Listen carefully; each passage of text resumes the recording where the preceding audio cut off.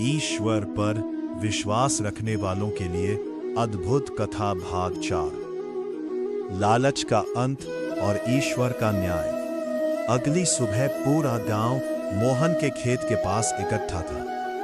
कल तक जो पौधे छोटे थे वे अब कमर तक ऊंचे हो चुके थे। उनकी सुनहरी कलियां सूर्य की पहली किरण पड़ते ही चमकने लगी। ऐसा लग रहा था मानो खेत में हजारों दीपक जल उठे। लोग आश्चर्य से एक दूसरे का चेहरा देखने लगे। तभी गांव का लालची साहूकार रघुवीर भी वहां पहुंचा। उसके मन में अब भी उन दिव्य पौधों को पाने की लालसा थी। वो मन ही मन बोला, अगर ये पौधे मेरे हो जाए तो मैं पूरे राज्य का सबसे अमीर आदमी बन जाऊंगा। उधर मोहन हमेशा की तरह भगवान के छोटे से मंदिर में दीपक जलाकर प्रार्थना कर रहा था। वो बोला, हे प्रभु, यह आपकी कृपा है, मुझे कभी अहंकार मत देना। रात होने का इंतजार करते हुए रघुवीर फिर चोरी छिपे खेत में पहुंचा। इस बार वो अपने साथ फावड़ा और बोरा भी लाया था। जैसे ही उसने सबसे बड़े सुनहरे पौधे को उखाड़ने की कोशिश की, अचानक तेज हवा चलने लगी। बादल गरजने लगे और चारों ओर चमकदार प्रकाश फैल गया।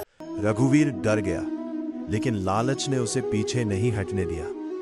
उसी क्षण पौधे से निकली तेज सुनहरी रोशनी उसकी आंखों पर पड़ी। वो घबराकर पीछे गिर पड़ा। जब उसने दोबारा आंखें खोली तो देखा कि उसके हाथ खाली थे और फावड़ा भी दूर जा गिरा था। वो कांपते हुए बोला, हे भगवान, मुझे क्षमा कर दीजिए। सुबह होते ही वो सीधे मोहन के घर पहुंचा।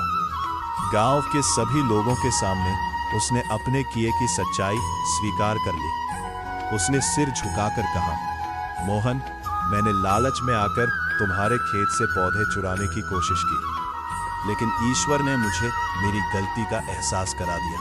मोहन ने मुस्कुराकर कहा, अगर मन से पश्चाताप सच्चा हो तो भगवान हर गलती माफ कर देते हैं। यह सुनकर पूरे गांव की आंखें नम हो गईं। उसी समय उन सुनहरे पौधों पर पहली बार अद्भुत फूल खिलने लगे। उनकी सुगंध पूरे गांव में फैल गई। सूखे पेड़ों पर फिर से हरियाली लौटने लगी। सूखे कुओं में पानी आने लगा और खेतों में नई जान आ गई। गांव के बुजुर्ग बोले, यह केवल पौधों का चमत्कार नहीं, बल्कि सच्चे विश्वास का फल है। लेकिन अभी सबसे बड़ा रहस्य सामने आना बाकी था।